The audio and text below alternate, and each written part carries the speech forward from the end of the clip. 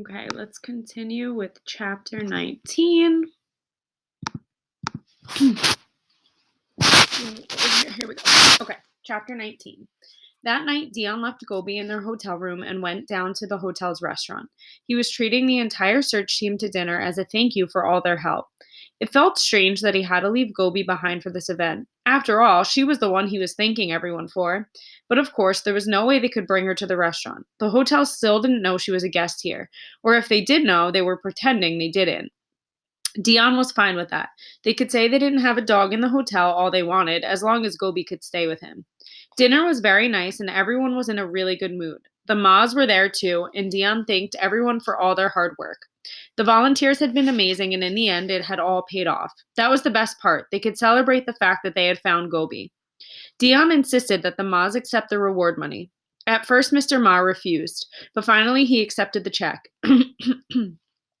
Dion was glad. He had promised to reward whoever found Gobi, and he didn't want to go back on his word. I remember when I first heard about Gobi, Luzin told him at one point. It was when you were racing, she said.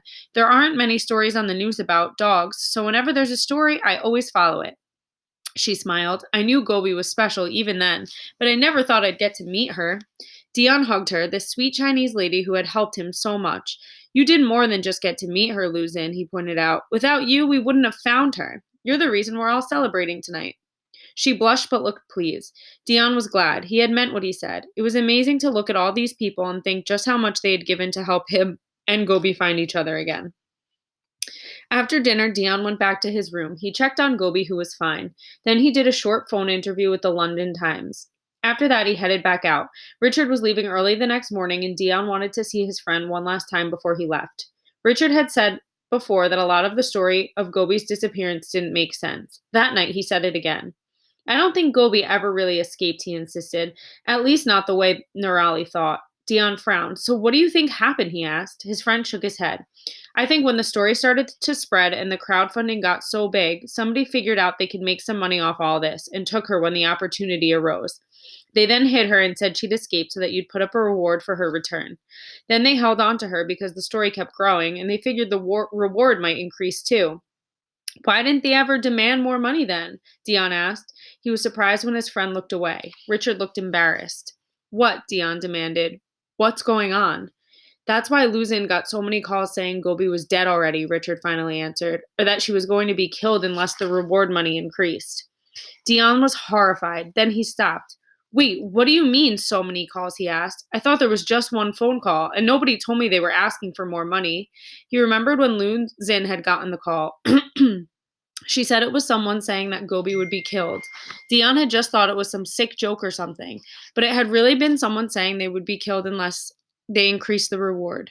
Richard was shaking his head. They did ask for more money, he admitted, and there were hundreds of calls like that. They just didn't want to worry you. And Richard had apparently known about it all along. Dion was grateful that his friends had kept the truth from him.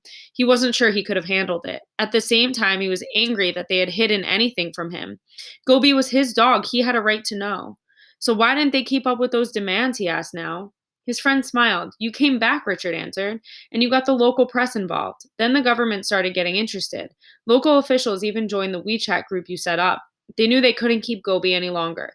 If they had and someone had found out, they'd have gotten in huge trouble. It wasn't worth the risk. That made sense, Dion thought. He remembered how people would stop him on the street just to take a picture with him.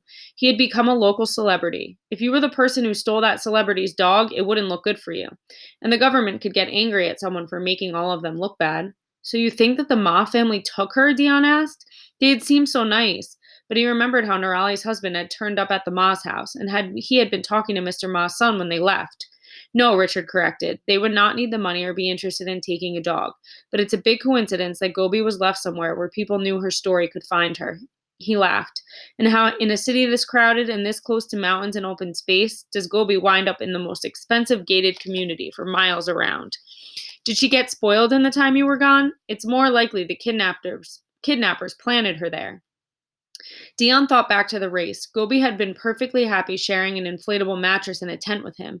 She had lived on scraps of food and water from streams. Richard was right. It didn't make any sense for her to have been in that community, not unless she had been brought there deliberately. There was nothing he could do about any of it now, of course. Even if it had been a scam, he had promised a reward for Gobi's safe return. She was back and safe, and he was happy to pay that amount in exchange. But after talking to Richard, Dion couldn't help wondering if someone else might come and try taking Gobi away from him. Maybe someone would think he could get even more money if she disappeared again. Well, he wasn't going to let that happen.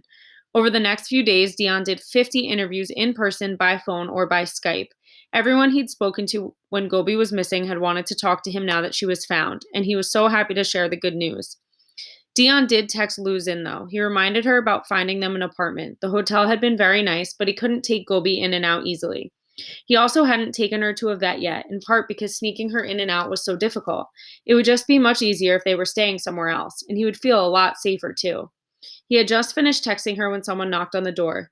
Gobi was sound asleep, so Dion got up carefully to keep from waking her. He worried that it might be Nirali's husband again, and Richard was no longer here to help. But it wasn't Nirali's husband. Instead, it was two men in dark suits. Dion recognized them right away. They were the same men he had seen in the parking lot the other day, the ones with the gray sedan. What should he do? Gobi hadn't barked and he hadn't said anything, so they might not know he was there. If he waited, maybe they would just go away. Dion decided to try that. He stepped away from the door as quietly as he could. They knocked again. It wasn't a loud knock or an angry one, but it was solid. If he'd been asleep, that knock would have woken him up. He was just glad that it hadn't woken Gobi. Maybe the men weren't here to hurt him or Gobi, Dion thought. Maybe the government had set them to make sure he was okay. Or maybe they were here for some other reason. But what? On the other hand, they might be here to demand money, or to kidnap Gobi, or to just kick him out of the hotel, though he thought the manager would have done that himself. Whatever their purpose, Dion didn't want to find out. So he stood there, not moving, not daring to make a sound. A minute went by, nothing, no more knocks, then another minute, then another. After 5 minutes, Dion tiptoed back over to the door and looked through the peephole. The hall was empty. The men had gone. Dion could hardly breathe. He texted Luzin again immediately. "Please get us out of here," he pleaded. It was definitely time to go. Suspenseful. Go respond.